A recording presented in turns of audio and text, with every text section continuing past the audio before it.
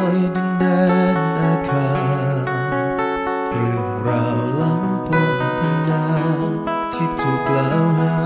อย่างไม่เป็นธรรมเป็นตำนานให้คนจดจำทั้งที่มันไม่เคยมีจริงสาวน้อยชาวอาคาพวกเราเรียกว่าบิดาเธอคงอยากอธิบายเรื่องราวร้ายๆน่าอายเหลือเกินจากบทเพล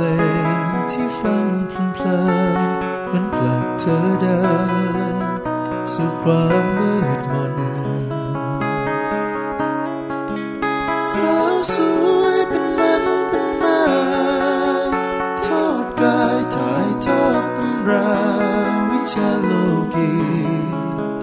อยากบอกความจริงให้รู้สักทีว่าไม่เคยมีขอให้เข้าใจเรื่องราวหลังดงพงไพรใครจะรู้ดีกว่าคนอาคามีดาไรดิ่งสาและโลชิงช้าบนดอยสูงร่ายรำดังฝูงนกยูงเมื่อจูงล้อมมงหลังดงดินแดนเป็นตัวแทนของความสดใสขอเพียงเข้าใจในความเป็นจริง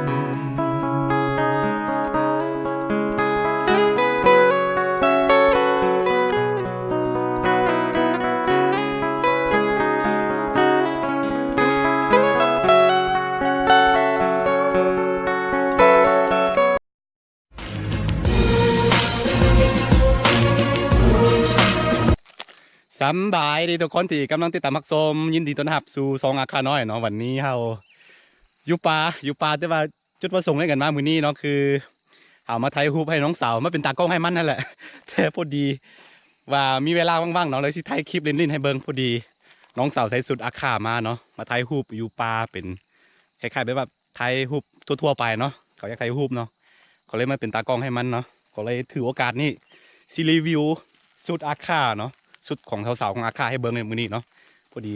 หลังจากที่เราไทยหุบเสร็จแล้วเขาก็มาเก็บมักทั่วอยู่สวนนี้เนาะโอเคไปเบิ้งกันเลยเป็นยังไงเนาะกับสุดอาคานี่คือทุกคนสวงนี่บ่มีฝนเนาะบ่ได้เห็นฝนมาได้ประมาณ4-5 เดือนแล้วก็เลยว่าแห้งแล้งมันบ่มีน้ำ นี่มันเป็นสวนเขามาเก็บอันนั้นกันมักทั่วนี่เป็น4 มือค่อยเองเนาะค่อยปลูกไว้แต่ตอนเดือนที่แล้วมั้ง2 เดือนแล้วตอนนี้น้องสาวกำลังเก็บคือบอกไปเมื่อกี้นี่เนาะจุดประสงค์ในกันมามื้อนี้คือมาเป็นตากล้องให้มันมาถ่ายรูปมันอยากได้รูปเนาะก็เลยมาแล้วถือโอกาสนี่ซีรีวิวเครื่องให้เบิ่งเลยก็คืออยู่ซ่าเขาสิซ่าคือนี่คือหมวกเนาะหมวกของอาคามันจะมีสามแบบเนาะแบบหนึ่งคือสวงที่เป็นวัยรุ่นใสๆยังบ่ทันเป็นสาวแล้วแบบนี้นี่เป็นสาวแล้วเนาะประมาณ16 ปีขึ้นเมื่อจึงเห็ดแบบนี้เนาะแล้วก็อีกหมวกแบบหนึ่งก็คือหลังจากที่เขาแต่งงานไปแล้วเนาะสำหรับอันอาคาของพวกข่อยเนาะจะเห็ดแบบยาวๆออกไปแบบนี้บ่มีหูให้เบิ้งแบบนี้แหละแล้วก็คือสุดที่ไซส์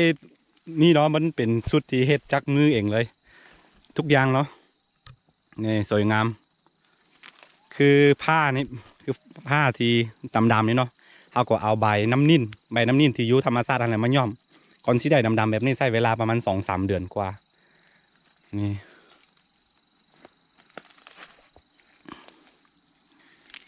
จะใส่กระโปรงสั้นๆแบบนี้เนาะอาคา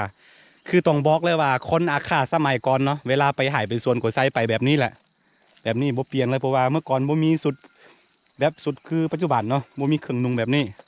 แต่ว่าทุกวันนี้คือเครื่องตะวันตกมันเข้ามาหลายแล้วก็สังคมของอาคาก็ค่อยๆเปลี่ยนไปตามกันเวลาเนาะปัจจุบันนี้บ่ค่อยได้เห็นแล้วเขาจะใส่ก็ต่อเมื่อมีเทศกาลหรือว่ามีบุญมีงานต่างๆในหมู่บ้านเนาะจึงจะใส่แต่มื้อนี้น้องสาวเขาจะมาใส่เผื่อมาถ่ายรูปโดยเฉพาะเลยนี่ก็เลยถือโอกาสนี้ถ่ายให้ทุกคนเบิ่ง อันนี้คือถ้าเป็นฟังไทยเนาะน่าจะเอื้อนว่าโลมีอาคาไม่ใช่โลมีโอโลอาคาเนาะน่าจะเป็นโอโลอาคาคือกันนี่แต่ว่าฟังลาวเขาเอื้อนว่าเจียบยาอาคาเนาะบู๊ว่าดูฟังไทยมันจะมีบ่แค่มันคล้ายๆกับ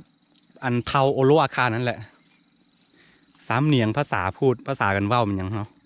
คล้ายกันหมดเลยแต่ว่าคือบ่ต้องเทียบกับค่อยเนาะคือสามเหนียงของค่อยบ่ค่อยดีสำหรับภาษาอาคาเด้อคือบ่ได้ดัดจริตแต่ว่า เป็นแบบนี้สามเหนียงมันบ่ค่อยดี เป็นคนเว้าไวก็เลยว่าฟังบ่ค่อยออกคนใดยังไงชื่อตัวเป็นไงซะไอ้อีละ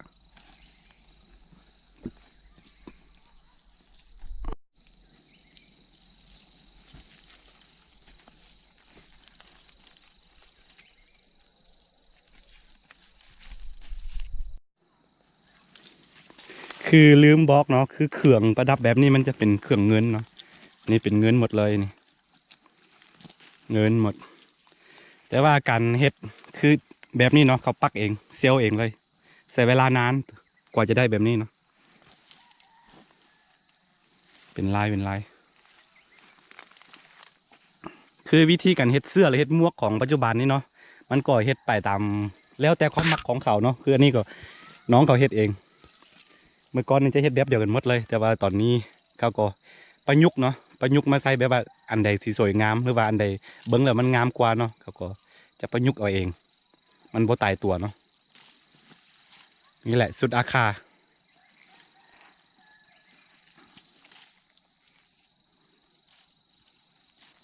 แล้วก็พอดีคอยที่ถือโอกาสนี้เนาะอยากเสนอเข้ามามีดะให้คนภายนอกได้หูจักเข้ามามีดะในภาษาอาคามีความหมายว่าคือผู้หญิงบริสุทธิ์เนาะสาวๆบริสุทธิ์ที่บ่ได้ผ่านกันแต่งงานเนาะเข้ามามีดะแต่ว่าเมื่อหลาย10 ปีก่อนเนาะมีนักร้องไทยผู้หนึ่งแต่งเพลงออกมาว่ามิดะในที่นี้ก็คือหมายถึงผู้หญิงที่เป็นมารเป็นไม้สอนวิชาโลกีให้กับเด็กๆที่โบทันหูจะเข้ามาห่วมเพศเนาะในความหมายมันไปทั้งที่บ่ดีเลยย้อนเพลงนี้เนาะได้ให้ไทยแบบสังคมให้นอกเบิ้งเข้ามาแบบผู้หญิงอาฆาตนะแบบบ่ดีไปเลยเนาะเป็นความเข้าใจผิดมันผิดเพี้ยนมาจากนิดเดียวคือว่ามีดะกับมิดะมันต่างกันเนาะและปัจจุบันนักร้องคนนั้นก็ได้เสียชีวิตไปแล้วเนาะแต่ว่าคือผลงานเพลงที่เขาร้องออกมาทิ้งไว้เบื้องหลังเนาะมันจะกลายเป็นแบบมายาคติให้ครับสังคมอาฆาตก็คือผู้คนสังคมในเมืองแล้วว่าคนภายนอกที่เบิ้งเข้ามาว่าผู้หญิงอาฆาตนี่แบบบ่ดีเนาะแต่คืออยากถือโอกาสนี้ชี้แจงเข้ามามีดะกับมิดะเนาะมิดะบ่เคยมีในสังคมอาฆาตแล้วก็บ่เคยมีเข้ามาล้านสาวกอดเนาะอยู่อาฆาตบ่มีเนาะอันนี้ยืนยันได้เป็นลูกอาฆาตตัวจริงเลยเนาะอยากให้ทุกคนเข้าใจในความหมายก็มามีดะเนาะมีดะคือสาวบริสุทธิ์ที่บ่ได้ผ่านกันแต่งงานเนาะหวังว่าทุกคนสิเข้าใจในเรื่องนี้เนาะคือเมื่อก่อนย้อนเหตุผลที่ว่าคนอาฆาตก็บ่เคยฮู้ภาษาแล้วก็บ่เคยได้เรียนรู้เนาะหลายๆเรื่องก็เลยว่ากลายเป็นความเข้าใจผิดไปเลยนะเนาะหวังว่าทุกคนจะเข้าใจเข้ามามีดะเนาะมีดะในความหมายนี้คือสาวหมายถึงสาวบริสุทธิ์ที่บ่ได้ผ่านกันแต่งงานเนาะหวังว่าทุกคนจะเข้าใจแล้วก็เบิ่งในมุมมองที่ดีสำหรับผู้หญิงอาฆาตเนาะและขอยืนยันคำเดิมก็คือในสังคมอาฆาตบ่มีคำว่าลานสาวกอดบ่มีวิชาสอนโลกีวิชาห่วมเพศให้กับเด็กๆเนาะถึงเราจะเป็นผู้หญิงเป็นมารเป็นไม้บ่มีเนาะสอนวิชาโลกีวิชาห่วมเพศให้กับเด็กๆในหมู่บ้านเนาะคือในเพลงในตำนานหวังว่าทุกคนเข้าใจเนาะโอเคตอนนี้ฝอยมาหลายเติบแล้วเอาเก็บมักทัวร์นิดนึงแล้วก็จะกลับบ้านเดี๋ยวพรุ่งนี้สิลงคลิปบ้านๆนี่แหละจะให้ทุกคนเบิ่งคือบ่ได้ตั้งใจมาถ่ายคลิปจะมาถ่ายรูปเฉยๆแต่ว่าถือโอกาสนี่ถ่ายแบบวิธีบ้านๆของอาคาให้เบิ่ง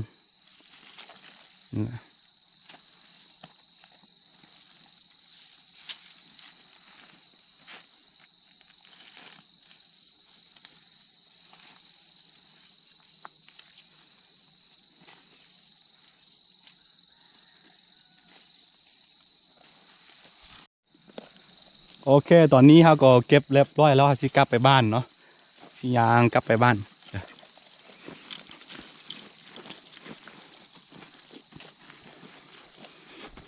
บรรยากาศแดมแรง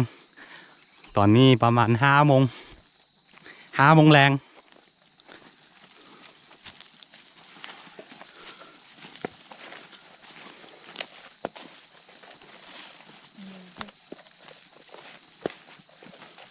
อันนั้นมาขายยาขายพวกมาซะ jaจะเบียร์ขายก็มาโอ้ลวกขายแล้วก็ยังมา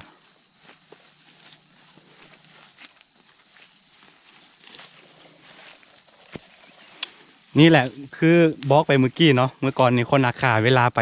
จะไปหายไปสวนก็ใจแบบนี้ไปน่าจะลำบากสมควร ตอนนี้สังคมเขาก็เปลี่ยนไปบ่เคยได้เห็นแล้วจะได้เห็นก็ต่อเมื่อมีบุญมีงานหรือว่ามีเทศกาลต่างๆในหมู่บ้านถึงจะได้เห็น